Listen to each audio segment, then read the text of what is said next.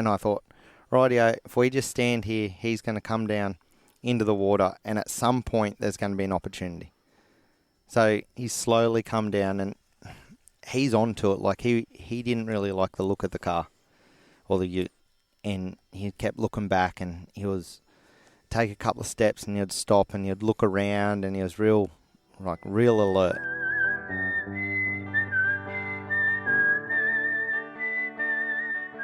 These are stories of outdoor adventure and expert advice from folks with calloused hands. I'm James Nash, and this is the Six Ranch Podcast.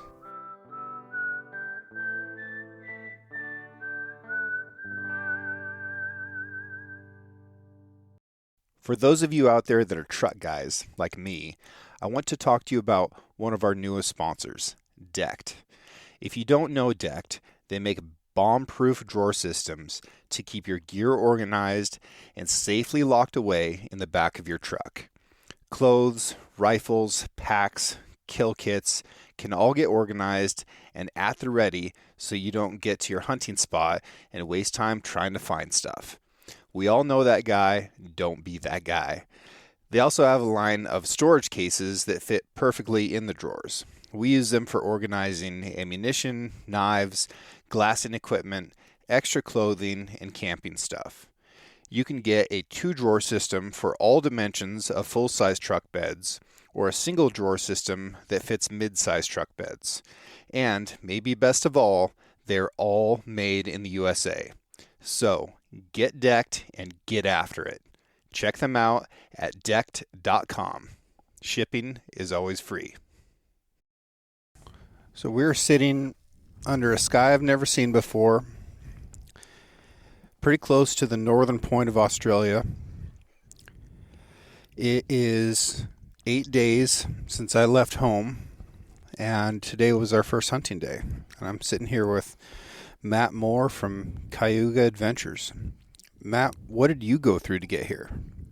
So I had 3 days of travel, 3,000 Ks. So once I left the hunting camp on the station, I travelled for 1,000 Ks that day, 10 hours, camp the night on the side of the road. And I'd done that for another 2 consecutive days, and Catherine was the first shop that I'd seen in 3,000 kilometres that had supplies. Yeah, so about, at that point, you're 28, 29 hours of driving into it before you see a town? Yeah, like coming the remote way, it's before you see a town, before you can go to a shopping centre. And what were you traveling in? I just got me Land Cruiser. Yeah. So. Single cab Land Cruiser. What year is it? No, it's a 2013. Okay. And you've got this thing outfitted for this type of job. Yes. Yeah. So talk to me about your truck a little bit. So, it's a Land Cruiser, got a canopy on the back. Just finished decking the canopy out. Canopy sitting on a flatbed. Yeah, a flatbed, like flatbed ute. Got a rooftop tent onto the top. 2 spare tyres. Big battery system, solar system, fridge. So we can sort of stay out here. If we're getting solar, we can stay out here as long as we need. And you came into Darwin and picked me up. Let's see, my travel, I left the Six Ranch, drove 3 hours to the airport, flew from Pasco, Washington to Seattle, Washington, Seattle to San Francisco, San Francisco to Singapore, which was 16 hours, Singapore to Darwin, and then the Darwin airport to the hotel. I gave myself a couple days to get used to the jet lag because we're currently 18 hours ahead of my time zone at home. So I'm a day into the future right now. You can tell the future. And yeah, so got to cruise around Darwin. Really beautiful city, interesting history, especially interested in the in the war history there. So a lot of folks don't realize this, but Darwin was bombed by the Japanese not long after Pearl Harbor, just a couple months later. And there's more casualties in Darwin than there were at Pearl. And, there was definitely a joint effort there, but we had American fighter pilots in Kitty Hawks fighting against the Japanese Zeros there at Darwin. And very interesting war history in the town. And the town itself is grown a lot. You used to live nearby a decade ago, but it's changed. Oh, it's changed massive. Yeah. Yeah, like where there used to just be a servo, a fish and tackle shop, and a couple of shops. Now there's a cinema, Hungry Jack's, fast food outlets, a tavern, Kmart, Woolworths. Yeah. It's all developed out, yeah. It's growing really fast. And a really gorgeous waterfront. The water there is beautiful. Yep. Lots of crocodiles. Oh, yeah. Yeah, lots of crocodiles. Everybody talks about crocodiles. I don't run into anybody up here that doesn't warn me. I must have a look of this guy's a bit slow, so we're going to tell him a bunch of times. No, we just make sure that you're well aware that there's crocs. Yeah. There can be crocs around any creek bend. Yeah. Sitting on any bank underneath your feet if you're fishing, and you won't even know they're there. Right. So you come to Darwin and picked me up. We spent the night at your buddy's house. Very hospitable of him. Thank you, Jock. The guy's basically a professional archer. Let me shoot my bow on his range, and then we took off, bought some supplies in town, and we were thinking this was going to be a 6 or 7 hour drive, but I think it ended up being closer to 10 or 11 hours to get up here. Yeah, it was. It was. I've never been this way through the territory, the central Arnhem Road, and I knew it was sort of 300 k's, 350 k's we had to go. And I sort of calculated it, but yeah, just winds and corrugations, bends. It's a pretty rough road in some sections. Some of it's all right. And anyway, we were planning to get here yesterday afternoon, but we camped on the side of the road and got here this morning. Yeah. We made it happen. So, it was a little bit longer, but we're here now. And we're hunting in a country called Arnhem Land. And talk to me a little bit about the Aborigines here and these traditional owners that are allowing us to hunt. Yeah, so it's Arnhem Land's traditionally owned by a lot of different clans or TOs, so there's so many TOs in this area, and they've all got their certain section of land, and you have to get permission off them to be able to hunt. Yeah. To even be here to fish, it can't on their land. Yeah. So, getting access can be hard sometimes. They live remote, and they can have jobs, but it's hard for them to have jobs as well.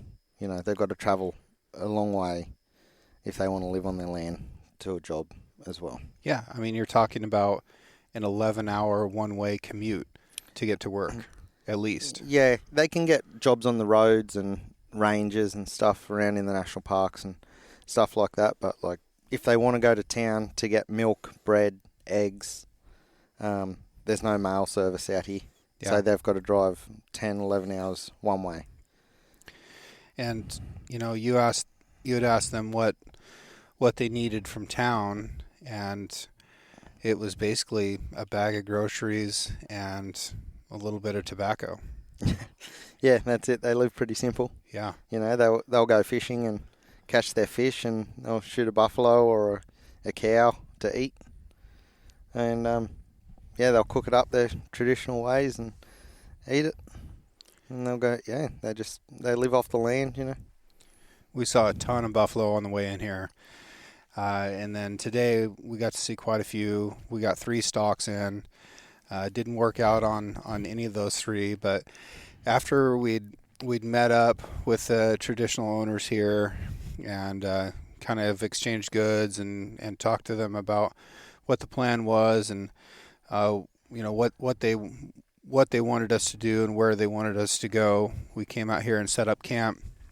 As soon as we were set up, we took off on foot, and within just a couple hundred yards, we spotted what turned out to be the biggest bull that we saw all day. Great big bull water buffalo. Now, having been warned over and over again about crocodiles and the places that crocodiles can hang out, it was obvious that the best way to work the wind to get on this bull was to walk through a swamp. So within minutes of leaving the truck, we're taking boots off, and I'm almost waist deep. You're up to your nuts in mud. and mud and water. And I was thinking, like, I don't know how smart this is, but, it worked out. And I've been training. I knew we were going to be hunting barefoot from time to time up here. I started walking barefoot and shooting my bow barefoot in April when it was still snowing. And I did it all summer long as much as I could. And I was glad to be able to use that right off the bat. And we had a great stalk on that bull and got up to 40 yards away from him. But I'm trying to get a closer shot than that. This is a big, tough animal, and I want to be very precise in that shot. And that means that I want to get a little closer. But he was on to us pretty early on, and I think it was because the birds that were on him that spooked off got him really alert. Yeah, there was a lot of bird life around, and any animal around a swamp sort of triggers to bird noise. Yeah. But like where we crossed that swamp was pretty safe in my mind, So I looked around. We had ankle deep water, but we had knee deep mud. Yeah. It was clear. There wasn't much grass around for anything to explode out, and stuff like that. We weren't in waist deep water or anything like that. It was like only 4 inches or 6 inches of water, but then up to your nuts in mud. So, but we got around there, and the birds ticked him off, or something he didn't like. Anyway, we played cat and mouse with him for I reckon an hour and a half. Yeah. And he was just too good for us. Yeah. And like you said, like you want to get close and get a precise shot, which is so good because you get one arrow there and double lung him, and we'll watch him go 50, 60, 70 yards and fall over. So, and that's what we want, Yeah, absolutely. This is an incredible animal that I've thought about hunting for most of my life. And I would be ashamed to take a shot that I wasn't sure of. And that's not to say that I might not make a mistake on a future hunt, because it's sure possible. However, I'm going to put the odds in my favor to the greatest extent that I can, because when I kill something, I want it to die quickly. I think that's the most ethical thing you can do. Yeah, no, that's great, and that's what it's all about. If you bow hunt, you want to get close. If you want to shoot critters at 50, 60, 70, 80 yards with a bow and arrow, well, you should sort of go pick a rifle up, because, so much can happen in them long shots. One step, they're gone, like you hit them too far back. You can misjudge and hit them too low or too high, or, like if you're close, the closer you are, the surer it's going to be. Yeah. The Six Ranch Podcast is brought to you by Nick's Handmade Boots, a family-owned company in Spokane, Washington. For many of my listeners, you have waited and prepared all year for this. Whether your pursuit is with a rifle or a bow, early or late season, big game or birds, another hunting season is finally upon us. Nick's Boots and the Six Ranch want to wish you luck as you head out into the field. This season, I'm wearing the Nick's Boots Game Breakers, beginning with the archery elk season. Having worn this boot throughout the summer around the Six Ranch, I continue to be impressed with how quiet the boot is. The rough-out leather laces, and 365 stitch-down construction create a simple boot that is supportive, durable, comfortable, and most importantly, quieter than most synthetic hunting boots. For 60 years, Nix has been building work boots for wildland firefighters, tradespeople, hunters, and ranchers, as well as heritage styles for anyone who values quality footwear made in America. Visit nixboots.com today to find your next pair of high-quality American-made work boots. Add a pair of boots and a work belt to your cart and use the code 6RANCH. That's the number 6 and the word ranch to receive the belt for free. In part of my efforts to be as lethal and as ethical as I can with bow hunting equipment, about 7 years ago, I started shooting a new type of broadhead that was new to me. And I'd known that there was some really good archery tackle coming out of Australia because I knew that you guys bow hunted all year long. And there's nothing like repetition to get better at something. I think we all understand that the more you can do something, the better at it that you're going to get. And because you're bow hunting for so many different species all year long, you're getting a lot of reps in. And then a lot of these species are tough animals that are covered in mud. And muddy hair is about the worst thing that you can do to a sharp edge, you know? Oh, it's, 100%. Like, yeah. It doesn't take much to take a edge off something if you've got mud hair. So if you hit something that's crusted in mud, you've got mud to penetrate, then you've got hair to penetrate, then you've got to, if you're connecting with bone, you've got to get through there. Then you're into the vitals. Yeah, and you need it to be sharp at that point. That's right. You don't need it to be dull. Yeah. So, anyways, these broadheads that I'd come across, I got turned on to him by a guy named Craig Hales, who's an Australian hunter, and I met him at the ATA show. They were kind of shaped like a fighter jet, and they were single bevel. They were made out of one piece of metal, so they were super, super tough, no moving parts. And I was like, man, these things are pretty great. And started shooting them, and everything that I shot, I was getting pass-throughs, I was breaking bones, I was getting to reuse these broadheads over and over again. I was like, man, these things are pretty sweet. So fast forward to this year, I saw Blood Origins was having a raffle for some hunts in Australia. I had bought a ticket to come down here to hunt buffalo in July of 2020, and I'd bought it the previous winter. Of course, COVID had the country shut down for, a couple of years, and I didn't get to go. So when I saw that this was, one of the things on that raffle, I was like, heck yeah. So I bought some tickets, and I ended up winning. So Robbie calls me and he's like, hey, you want to go to Australia? And I was like, yeah, absolutely. And I'd kind of forgotten at that point that I'd even bought these tickets because it was like a month later or something. And, I thought it was just like a random conversation that I was having with Robbie from Blood Origins. And he's like, well, you won. You want a pig hunt. I was like, sweet. I'm going pig hunting in Australia. Let's go. And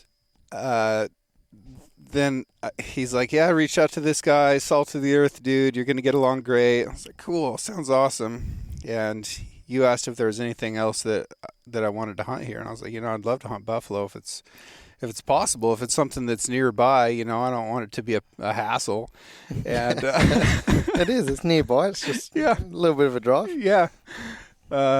So as it turns out, these broadheads I'd been shooting are your company. Yeah. Yeah. So I'd been shooting Kayuga pilot cut broadheads, and ended up getting to hunt with the man himself with Kayuga Adventures. So pretty incredible. Kind of a circular story there, but man, this is such a different world. And I started out talking about the night sky, but the constellations that I'm seeing here aren't the same stars that I see at home. No, so not. it's disorienting.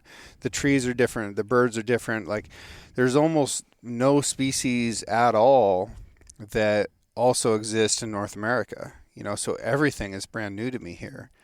It's really amazing. Yeah, I see, like, what we take for granted here, and you're asking me questions about, and I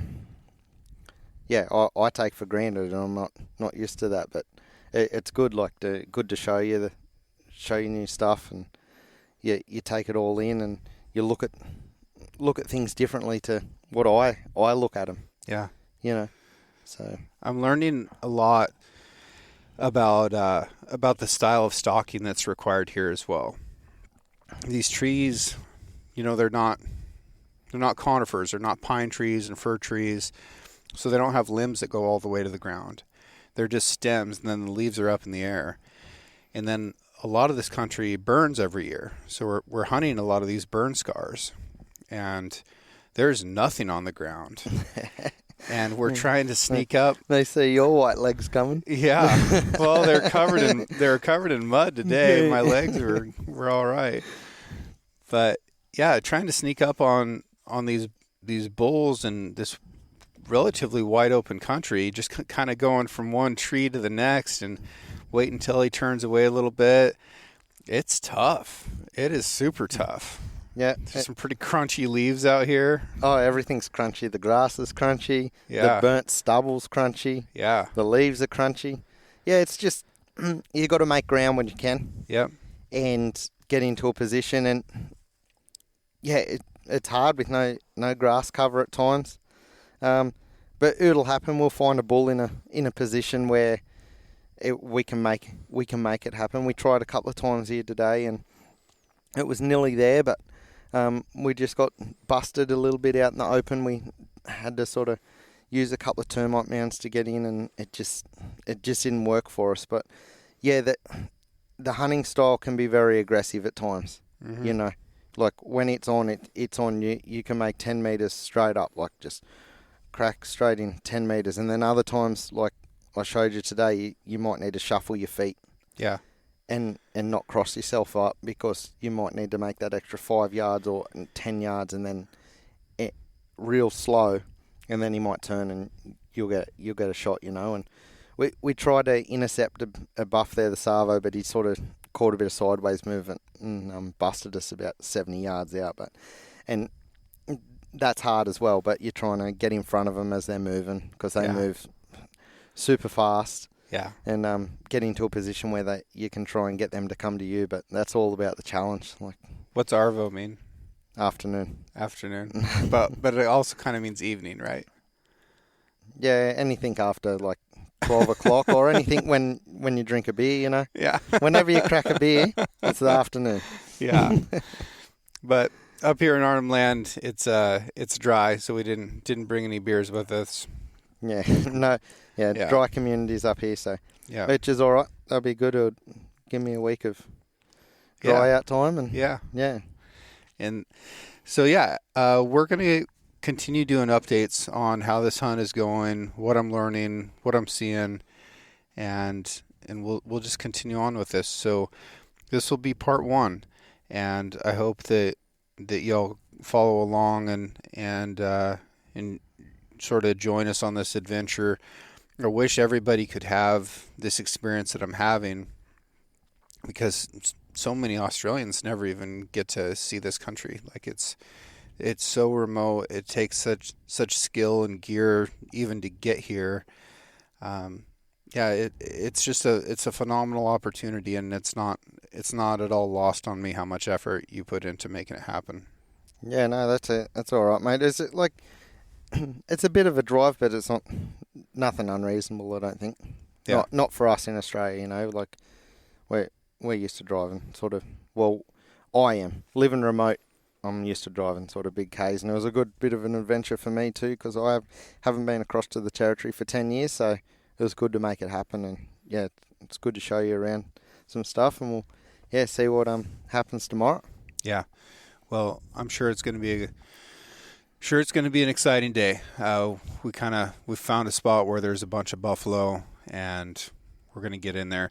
There's also, opportunities to find some wild boar up here. And then there's a few other feral species around. And, these traditional owners who are kind enough to let us hunt want some meat. So we need to get that done for them. That's your job. Yeah. Yeah. Yeah. Yeah.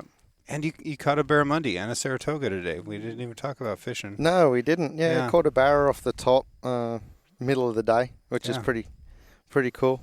I hooked. Oh no, I got two other buffs off the top, and caught a toga. And I didn't think they had toga in these systems this far east. I knew there was toga in the territory, but I didn't think they were here. And if you don't know what a Saratoga is, don't feel bad, because I didn't know either. But do look it up, because that is a really beautiful fish. It reminds me of an arapaima with more color. I've never seen an arapaima before, but yeah, they're beautiful. Like all them pink dots on them. Yeah. And gold, like gold and pink, and he just screamed out of that snag and just like, yeah. If you're a frog, like he was gone. Like bad place to be a frog. Yeah, middle of the day too. Like that's what I like. So I can't help myself. I have to go check these billabongs out, and I just my eyes light up. I have to throw a lure in there. So. All right, everybody. We'll catch up with you after our hunting day tomorrow. Fair enough, right? Yeah, you got me there. Day 2. Day 2 is one for the books. So, how did we start out, Maddie? We got up pretty casually. Heavy dew last night or earlier this morning. It was pretty hot overnight when we went to bed. Yeah, it was probably 90 degrees. Yeah. Whatever that is in Celsius. I mean, we could say it in Celsius, but it was plenty hot.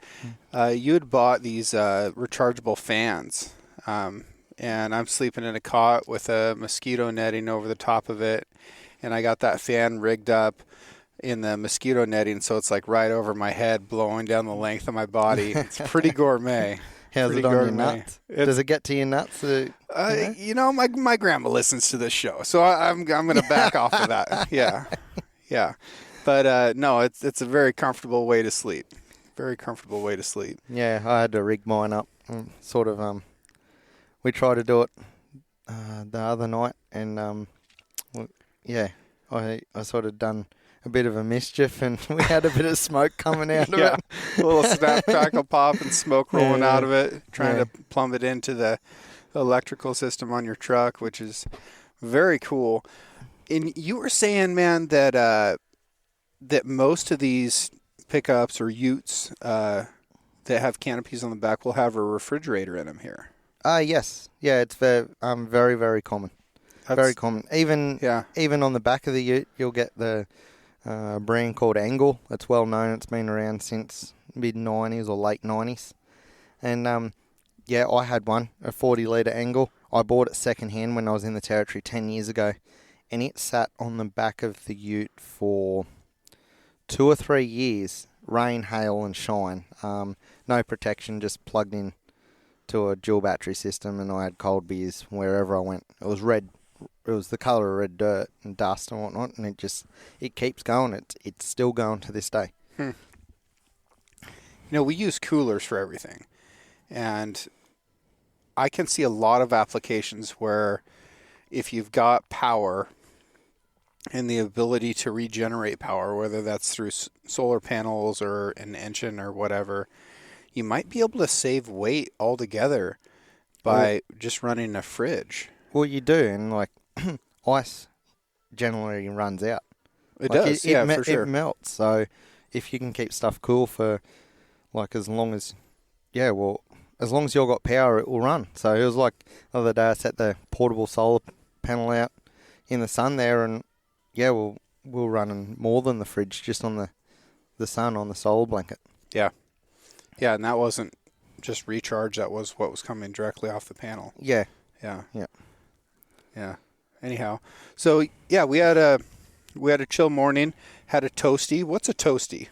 Toasted sandwich. A toasted sandwich. Yeah. So kind of like a grilled cheese sandwich, but with a little slice of ham in there.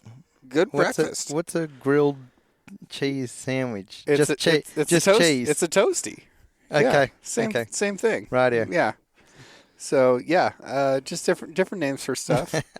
We're learning this. We take off take a little rip through an area that we hadn't been to yesterday. Found a great big scrub bull.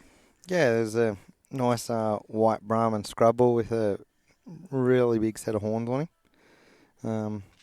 And he sort of raised my eyebrows, and you were trying to get me to come back to camp to grab me bow, but no. The mission was to get you onto a buff, so we cruised past them and left them. We did. And went kind of back to the area where we ended up finding them yesterday afternoon, and found several buffalo, but we found a real big bull, mature bull, kind of prime of his life, incredibly muscular, looked like a rhinoceros out there. Honestly, like they're really a formidable looking animal. They are, but they're pretty intimidating when you're really close, which you got to experience. Yes. Yeah. And yeah, we'll get into that. But there was 2 smaller bulls up there with him. Talk me through the stock and the situation and kind of the problem solving that we had to go through there. Well, yeah, we spotted this buff ways out. We thought he was by himself. Well, he was by himself, but we pulled the ute up and we had to circle around, get the wind right, like you sort of do. Get on a pad to get out there. And a pad is like a game trail. Yeah, a trail for years, yeah. So, yeah, we get out there and discover there's another 2 younger bulls with them. And this is quite open savanna plains, which is like an open grassland plain with a few trees and a lot of termite mounds, and it's got patchy burn. When it opens up like that, and you've got the crisp white bark, that stark white bark of those gum trees, and the burned ground, and all these termite mounds, it looks like a cemetery with all the termite mounds. It does. It's got a real eerie, somber look to the place. Oh yeah, it does. Like you're right. It is like a cemetery. And the contrast between the black burnt ground and the white gums. Yeah. And then you've got the brown grass that's remaining that's unburnt, and then the green trees. And then you've got this fresh green that's coming up out of the burns in places, which you guys call pick. Yeah, green pick. Yep. Yeah. So sweet little green shoots of grass, which obviously all the buff that we've seen feeding are out on the burnt country. Yeah. And that big bull had a spot that was, like 20 by 20 yards of pick that he was living in. He was pretty happy to be right there for quite a while. Yeah, he done a couple of circles around and in this one spot. We were just standing next to one tree, basically out in the middle of nowhere. Yeah. And we're just hopefully either he's going to feed towards us. At 100 yards. Yeah, at 100 yards, yeah. He's either going to feed towards us or feed into a better position that we can make a move. But we've also got 2 younger bulls to our right that we have to watch. We didn't want to spook them. And they were edging closer and closer to some marginal wind, right? Yeah. And another thing that we talked about before we left is no matter what, we've got to kill a buffalo today to bring some meat to the Aboriginal traditional owners here, because that's what they'd asked for. So in my mind, I'm watching this big bull that we want to shoot, and I'm looking at these younger bulls, and I'm thinking, if that big bull gets far enough away that I feel like I can crank off a shot at one of these smaller ones, I'm going to do it. And they did come into 40 yards, and I turned off to the right. You continued watching the big bull, and I was watching those little ones, and had been range finding all these trees and sort of getting ready for that opportunity. But before it happened, they winded us and took off in the wrong direction. Yeah, we were hoping they were going to cut out away from the bull, but as it sort of plays out, animals sometimes like to be in numbers for their... numbers for safety. Yeah, numbers for safety, and they went straight back over to the big bull, and it was like, fuck. Yeah. And he didn't he didn't love them being right there. You know, he kind of threatened one of them off, and then they headed for water. And he started following along behind them and figured that he'd kind of had enough food and that he needed some water too. But he was back about 100, 120 yards away from him. And it was pretty evident that he was going to follow the same pad or trail that they were on. So we thought, well, if we can kind of parallel these younger bulls and find a place to slip in there and get ahead of this big one, he might be able to walk right past us and we get a shot. Yeah, that was the plan. That was the plan. That was plan, like, what were we up to, C or D? Yeah, I think. it was developing. So we tried that. We paced them for quite a ways, and they ended up going right back to where we'd parked the truck. Yeah, they didn't really like the look of the ute. They were pretty, they're sort of pretty shy around it. They'd done a big berth around the ute and didn't take their eye off it. Yeah. Yeah. And there's a couple of layers here I think that need to be unpacked. One is that, you know, as we talked about yesterday, we're more remote here than probably anywhere that you could be in America. You know, maybe Alaska, but probably there's nowhere in America that you could be this remote in the lower 48. Incredibly remote. There is a chance that these buffalo have never seen people before. Oh, there's a big chance. However, they also do a lot of mustering around here. Can you describe what mustering is? Because we're in the mustering grounds where we're camped. Yeah, so they had the buffalo prices were up for live export, and mustering means rounding them up, putting them in yards, and trucking them out. So there's a wild buffalo that they're setting up big yards, and they're running them in with a helicopter and bikes and cars. Put them in a set of yards, they process them, put them on road trains, which is like a semi for you, but we just run 3 or 4 trailers behind the semi, which you've seen.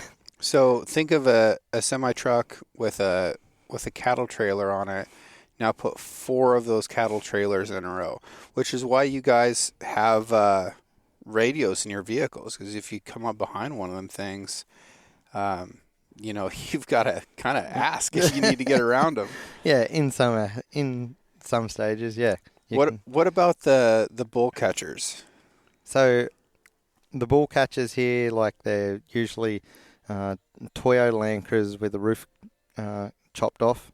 They've got a lot of metal bar work up the sides, plates, and they have a hydraulic arm on the front, so they can run cattle or buffalo out on the flats, like where we are, where the smooth flats are, and they can chase them around and lock the arm around their head, so they can get them into the yards, especially them rogue bulls. The cows and calves usually run well with the helicopter and into the yards once they're running with a mob, but you have them rogue lone bulls that don't like to be told what to do, so the only way to sort of get them is to do that. And there's folks here who have bought entire ranches or cattle stations from the money that they've made going out and catching feral cattle and wild buffalo for this live export market. Yes, yeah, that's correct. They've done really well when the market's up and there's plenty of animals around, and everyone does well. Like the TOs do well, the people that are in mustering do really well, and it creates a job, and it's basically an industry as well. Yeah, and the TOs again are traditional owners. The TO that we talked to here, who gave us permission to hunt here, he said that because the live export prices are so low right now, that he was looking at hiring a helicopter to come in and cull 3,000 head of buffalo off this place. Yeah, that's right, because he's not liking the damage they're doing to the swamplands and the spring systems. Yeah. So that's what they do if the export market isn't up. Yeah. And the buffalo numbers breed. So the country can only handle so much. Right. Yeah, you know, a lot of this stuff gets complicated, and I think it's worth talking about because you could look at this as like the adventure of a lifetime, which it is. and you could look at it as an incredible hunting opportunity and an opportunity that should be protected and conserved so more people can do it in future generations. And then you also have to consider that this is an animal that isn't native here, and if overpopulated, can do a lot of damage to the habitat. Yeah, they do. They do damage into the water lilies and the water systems and create erosion off the escarpments and erosion around the riverbanks and stuff like that. So you'll never get rid of them, but in some aspects, numbers do have to be controlled. So the reason that I bring this up is because there's a chance that these buffalo that saw your ute today have previously had attempts to muster them at some point. They might have seen land cruisers coming after them, helicopters coming after them, but that might be their only experience ever with humans. Yeah, that's correct. Like they might have been tried to be mustered, or I'm not sure when they stopped mustering. Like, not sure when the cattle or the buffalo price dropped out and they stopped.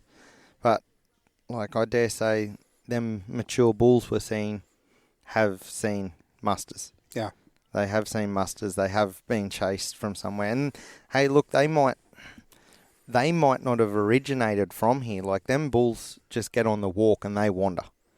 They can wander. So they could have been pushed out from somewhere else that's been mustering. Right. And turned up back here. Because there's not fences. There's no fences. Yeah. There's hardly, there's no fences. Yeah. Yeah. So it would be really easy for those bulls to cruise a really long ways out in this country. Oh, they can walk and walk and walk and walk. Yeah. Yeah. Their feet are enormous. They have to be that big to hold their weight in the water. Yeah. Have to have surface area. But it is not an exaggeration to say that some of the tracks we saw are the size of dinner plates. Yeah, that's what they say. Yep. Yeah. And like zero exaggeration in that at all. Yeah. So imagine a bovine, like a buffalo cow type animal with a hoof the size of a dinner plate. And that's what we're dealing with. And this bull that we're looking at, he is so muscled up and, just an incredible animal. And they tip their head back and their horns sweep out and then come straight back so that their horns are more or less on the same angle as the slope of their face. And when they tilt their head back, it's, I don't know, it's like they're shaped like a bullet or like a falcon that's dive bombing, I guess. Yeah, it's like, I don't know if it's evolution or they're made like that. So if they're running, they tilt their head back and they know if they put their nose through there, that their horns aren't going to get caught up or something like that. It's on that same plane. So to get away, yeah. Another part of it is that their pupils are horizontal. So out of the bottom of their eye, that's how they see distance. And out of the top of their eye, that's how they see close. So when their head's down, they can look out of the top of their eye and see what they're eating. And then when they tilt their head up, they can look out the bottom and they can see stuff that's far away. So when they tilt their head back, you need to be paying attention. And then as we found on some of these other stocks, and, obviously it's stuff that you already knew, but their peripheral vision or their provincial vision, as you call it, is excellent. Huh? Provisual. Yeah, or whatever you said. Yeah. Peripheral? That's it. Okay. That's how educated I am, mate. Yeah, it's fantastic. And actually, when you're directly behind these animals, if they tilt their head to the side a little bit, you can see their eyeball, and they can see out of it. Mm-hmm. So they've got probably 270 degrees of vision. And you can get away with way more movement than I would ever have guessed until about 150 yards, and then you can't get away with much at all. And that becomes difficult because, and even though you said it isn't bad, I feel like I'm covered in flies that are crawling inside my ears and my nose and my eyes, and I can handle them boogieing around my face for the most part. But once they get inside my nose, man, I kind of got to do something about it. You're just slow and smooth. Yeah. You can't go fast. No erratic movements. Yeah. But the flies aren't even bad. Like I don't even Yeah. I don't even know though we have flies around. Yeah. Yeah. You've definitely seen worse. But I'm not used to having flies crawl in my nose while I'm hunting. Oh yeah. Yeah. And I find it distracting. You just got to walk past. You just got to look past it and Yeah. No, Yeah. you're doing well. You're done well. It's a thing. But it's also important to talk about in terms of practice. I think a lot of people practice under the most ideal circumstances that they can make for themselves. They're not tired. They're standing on flat ground. They're wearing comfortable clothes. They're probably not wearing a pack. And they definitely don't have additional stressors and distractions like bugs crawling on them. So I think people should find ways to stress themselves out for practice because... Or just put themselves in uncomfortable positions. Yeah. That's it. Just make uncomfortable positions for yourself and then shoot. Yeah. You shoot your bow and see if you can... You're still on when you're uncomfortable. Yeah, good metric for performance. Okay, so at this stage, these bulls have passed your truck and have gone off into the brush towards the water. And we've crossed the road and are hooking back in towards this creek system where there's a couple wallows and some shallow, muddy water. As we were going down the creek, we saw a young buffalo that was a different bull from these three that we've been talking about. He's down in the water. He gets up and leaves. We didn't scare him or anything like that. And we start working our way down this system. We see the two bulls that are our troublemakers, and they've moved off and gone into the brush.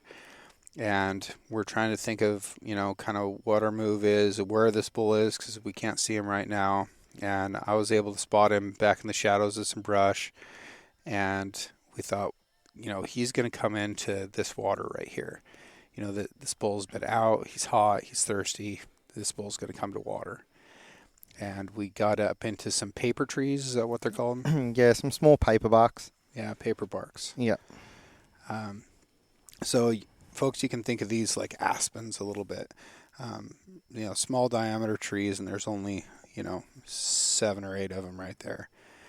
And we get set up, and now we can see this bull, and lo and behold, he starts coming. Yeah. What was going through your mind? Oh no, I was pretty relaxed. I thought, yeah, we're in the right position here. When I got you to check your distances, and yeah, he was coming our way, so it was like, rightio, we're in the right spot. The wind's good for once. We finally got something worked out with this wind. It hadn't done us, so I was just hoping that would hold out. And I thought, rightio, if we just stand here, he's going to come down into the water, and at some point there's going to be an opportunity. So he's slowly come down, and he's onto it. Like he didn't really like the look of the car or the ute, and he kept looking back, and he was take a couple of steps and he'd stop and he'd look around, and he was real alert. So yeah, we couldn't really move or do anything. We were just in these paper barks set up real good. We weren't standing right in front of the paper barks. We were in amongst them, and we had shooting lanes. And he come in and drunk, and he was like basically over the ledge. We couldn't see his head. We couldn't see the back of his body, and there's just no shot at 30 yards. Yeah. So we just had to wait. Yeah, and from where I was, if he would have turned broadside, I did have the shot. Oh, yeah, yeah. The shot was there. It was I had it, but he was quartering to, and that's just not a shot that anybody should take. It's not a shot that I'm going to take. Not the first arrow. Yeah. Yeah. Not the first arrow. There was no rushing. You can't rush them situation. He's a big bull. The bone structures on these things are huge. He's fit. He's in his prime. So you need to put a good first shot on him, because the first shot's easier than getting the second shot in. Yeah. If you need a second shot. Yep. and we strive just to have one arrow kills. Yep.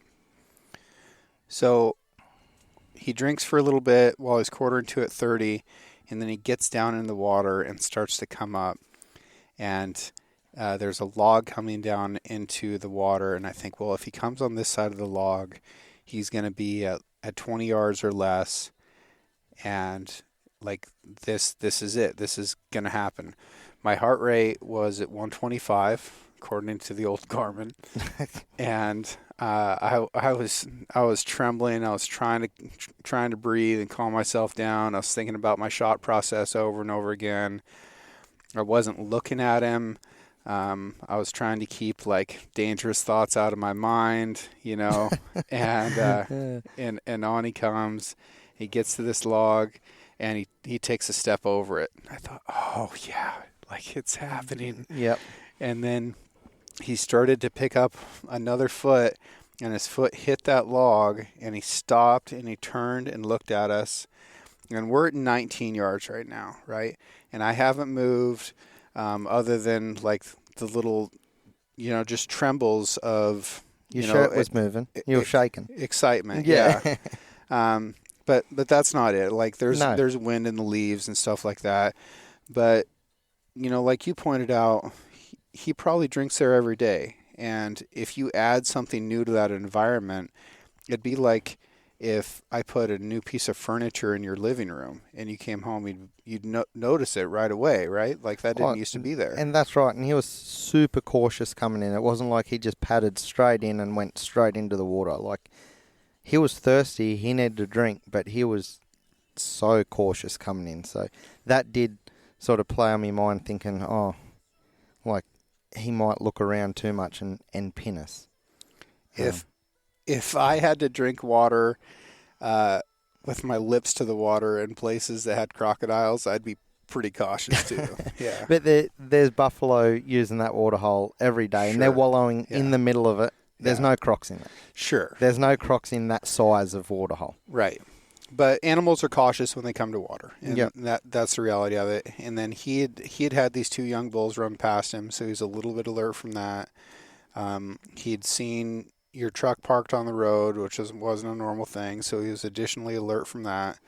And then you add in, you know, a feature of a couple guys standing there in the bushes that, you know, he just wasn't sure what it was, and he looked at us for a long time there in the water. Yeah.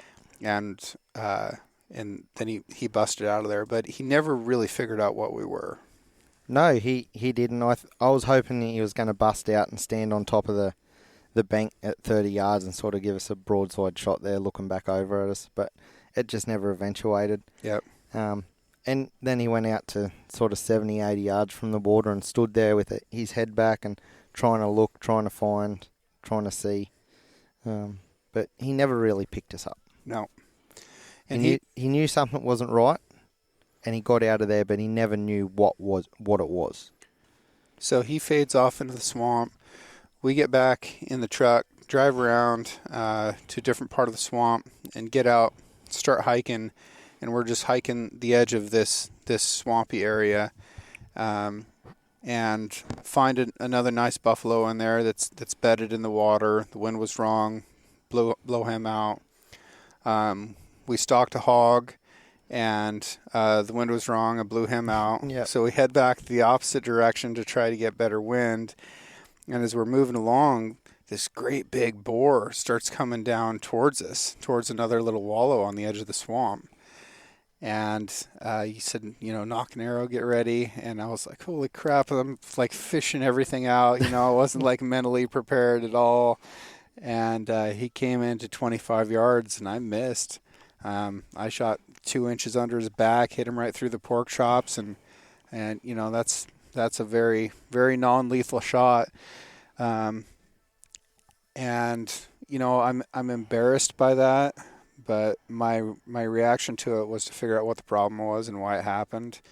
And I think that's a part of the shooting process that I would encourage everybody to try for themselves. Whether you hit exactly where you intend to or not, try to reflect on your process. And if it went well, figure out why it went well so you can do it again. And if it didn't, reflect on why it didn't go well, and don't do that again. Yeah. For me, it was rushing the shot. Yeah. Yeah. Yeah. Yeah. And that's one sort of thing that is, it's usually not the equipment's fault, it's operator error. So always ask yourself why. You know, we knew your bow was shooting great here at camp. You sort of blew straight through a termite mound here and you pinwheeled that leaf. So we're careful with your equipment. You know, it gets rubbed here and there on a stick and a branch, but not enough to knock it out. So that's one thing for people. They sort of got to ask themselves, why did that happen? And be open to accepting why it did happen. Like you said, I rushed the shot, which is great. But there are some people don't want to accept that and say, no, it's equipment's fault or something like that. And once they can accept that they fucked up, yeah, they'll be 10 steps ahead of us. Yeah. Ahead next time. So, something like that can take away a guy's confidence pretty easily. But for me, being able to think about why it happened, make a plan for not letting that happen again, it's not going to erode my confidence. You know, we're going to move on, and that's exactly what we did. Yeah, we moved on. So then what happens? Well, after that, we kept poking along the edge of the swamp, and the wind just was not great for on that swamp. It was like it was coming off the flats. It was hot, and it was hitting the cool water, and it was actually separating both ways. So it didn't matter which way we went. We'd have wind in our face, but then wind up our arse. So we pulled the pin, and I felt it was too game rich to actually be in there with bad wind. So we pulled the pin, and it was the middle of the day. So we went back to the car or the ute and got in it and went for a drive out onto a track that we hadn't been to yet, and just see if we could find a bull by himself standing underneath a shady tree somewhere away from water with some cover that we can make something happen. And that's exactly what we found. Yeah. A big old bull by himself standing in the shade of a tree. So now it's time to get the wind right. That same old story. But there was a slope coming downhill. There was a little bit of a saddle there, and he was on this ridge that went down into the saddle. And I'm not talking about big terrain features. This is pretty subtle. But it was enough to give me confidence that the wind was going to stay consistent and accelerate as it went over that ridge, get drawn through that saddle, and keep going. So we went all the way around and then hooked back in on him and started actually tromping back down the road a little bit, which was more or less because it didn't have leaves in it. It was the quietest route that we could take in there. Yeah, we sort of done 270 degrees around.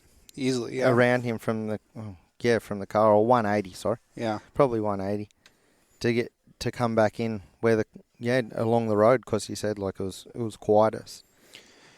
It's also 105 degrees at this point. And it was 39 or 40 or something like. Yeah. Temp was saying, yeah. And the sand was burning the bottom of my feet through the soles of my boots. So we get in there, probably to 70 yards or so, and that's when 70, 80 yards, that's when we really had to start stalking. And this bull was initially facing away. He turned around and faced quartering towards us, which wasn't ideal. But he was periodically closing his eyes, and he was chewing his cud. And we started moving tree to tree. When we got to, 50 yards, I'd say that's where the real stalk began. And at that point, there was only, I think, 2 trees between us and him to use as cover. Yeah, we had all them shrubby trees, but that were like floating in the wind and sort of moving and distracting his eyes. There was movement there as well. So, but yeah, two or three solid trees. Now, something that you've taught me about stalking that I'm using now is that rather than going left foot forward, right foot forward, you push your left foot forward, and then you bring your right foot up to match it, and then you put your left foot forward again. And that's what you mean by shuffle. If you do that, then you don't get caught with your legs crossed, and you don't get caught in a position where you can't shoot from. And it's about as quiet as you can move and still be ready. So that's what I started doing with my bow up in front of my face to block out the silhouette of my big white face. And the movements are as slow as you can make them. Well, they're slow motion. It's like Yeah. if you see something filmed in 240 frames per second. Yeah. Super slow and smooth movements. Yeah. Because that's what all the trees do when the wind blows. That's what all the shrubs do. They don't have any sharp movements. Like, yeah, I think animals pick up on when you stop. It's not when, like, if you stop really slow, they don't pick that up. But if it's a real sharp stop, it's that snap of Interesting. movement. Yeah. I was trying to think of my legs like they were the second hand on a clock. And like that, about that speed is what I was trying to do. And it took, I have no sense of how long it took. So anything that I said would be a lie. Yeah, we're on that bull for an hour and a half. Yeah. And probably an hour of that was moving the last 30 or 40 yards. Yep. Yeah. So, yeah, think of that. How taking an hour to walk 30 or 40 yards. That's what we did. And the crunchiest of the crunchy leaves, these things that kind of look like palm fronds that are incredibly loud, and just keep moving forward as slow as we can. Wait for the gusts of wind to come through to create a little bit of background noise, and use those for movement. Those also are moving the trees around you, so it's less obvious when you're moving if the vegetation is too. And yeah, we got to 25 yards. Had to move laterally quite a bit to get a better angle on him. And talk to me a little bit about moving directly towards an animal versus moving side to side. So sideways movement they'll pick that up a lot. Like trees don't move sideways. Yeah. But depth of field movement you can get away with.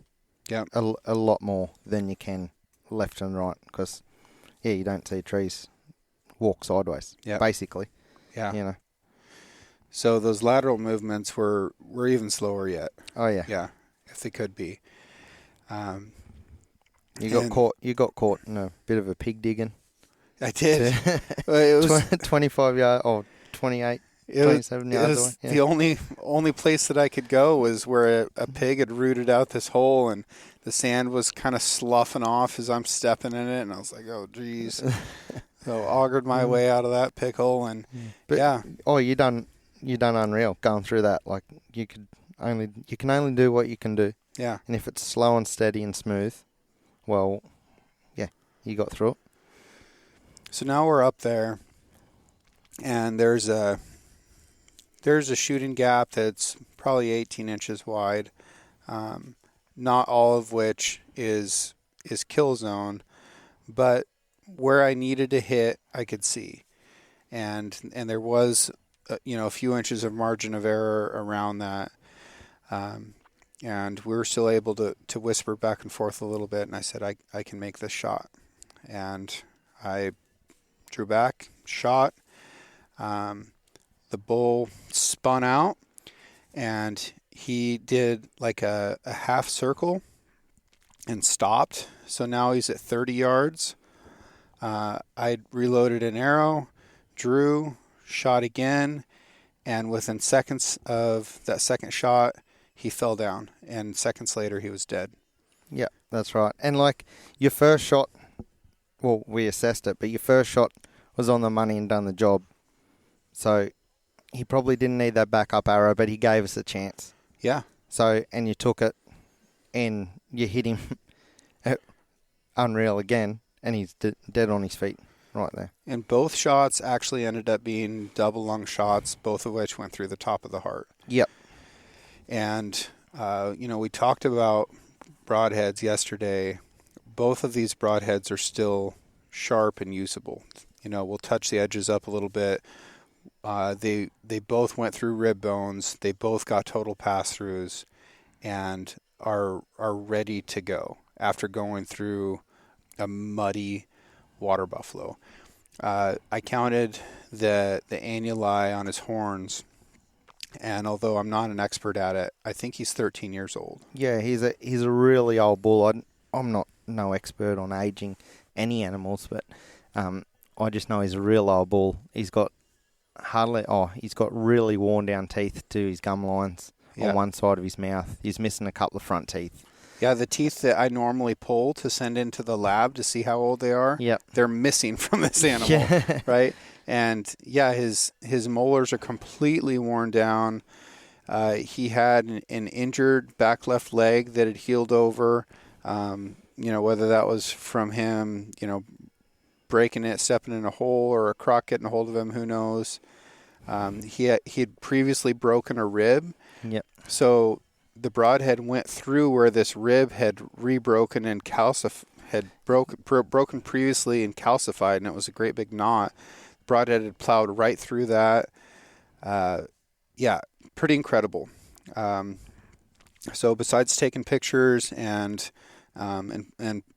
taking meat for the TO, we also pulled out a sawzall, and we did a necropsy to look at this kill zone and look at exactly what had happened, and took it apart layer by layer, so that you're not just making assumptions like, oh, this is what it is. Like, no, let's physically look at this and then rebuild that image of where you need to be aiming on these animals to get these lethal shots.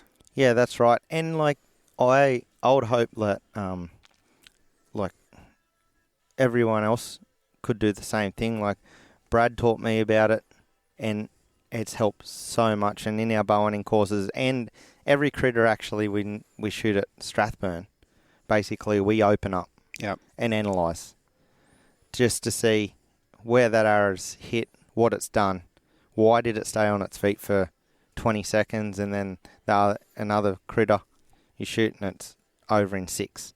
Yeah. So you get to see where your arrow is. You get to see the kill zone. Were you aiming too far back?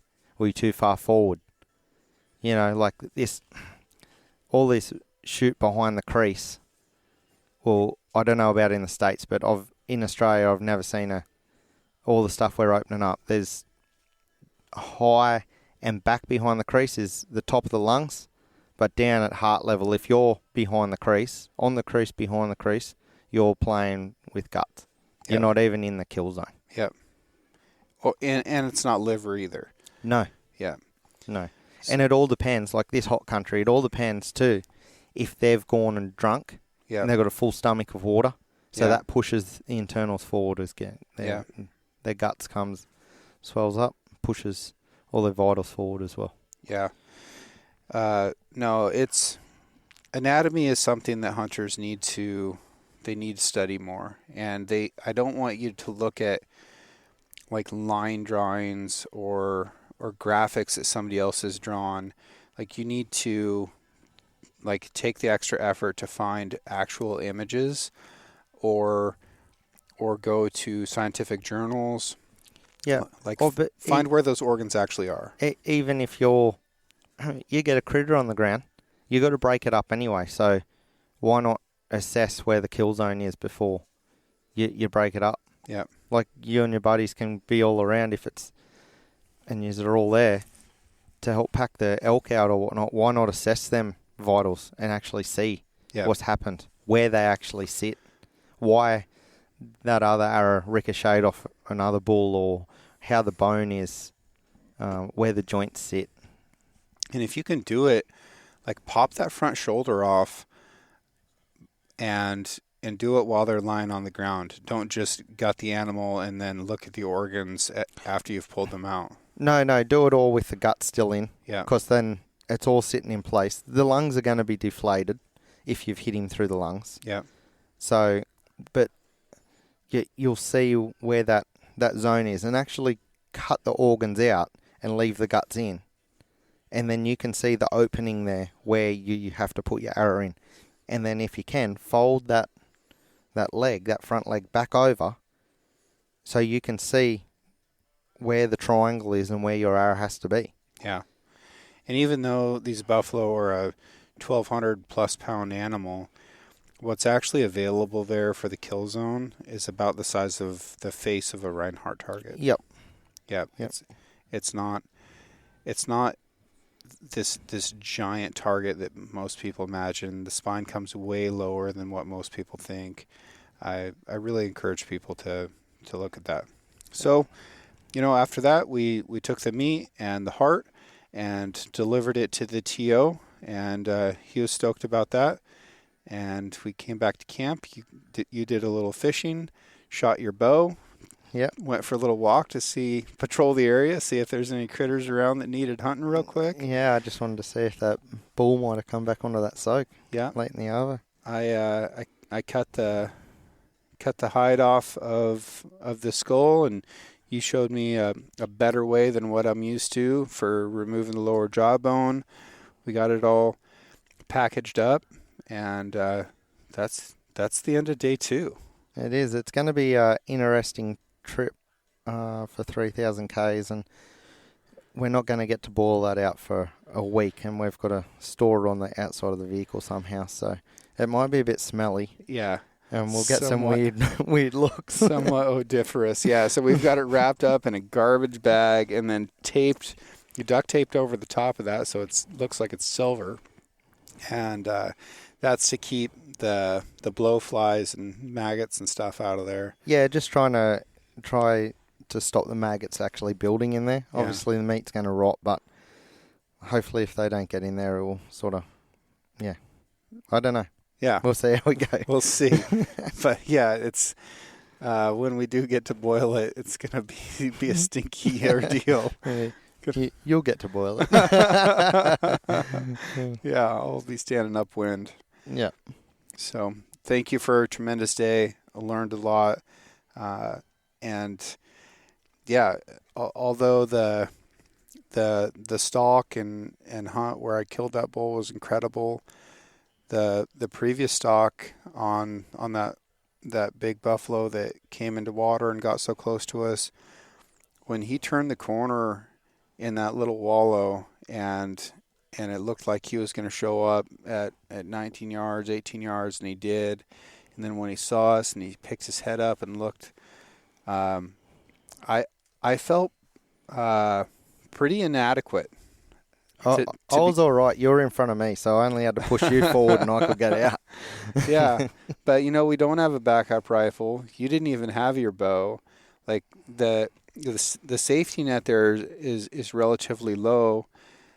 I'm not saying that the stakes are high. Like water buffalo are not Cape buffalo. While they're certainly capable of being aggressive, typically they're not. But just to be that close to an animal of that size, knowing what he could do, and knowing that if it turns into that, everything that's around me is a tree too small for me to climb, and all I've got is a bow.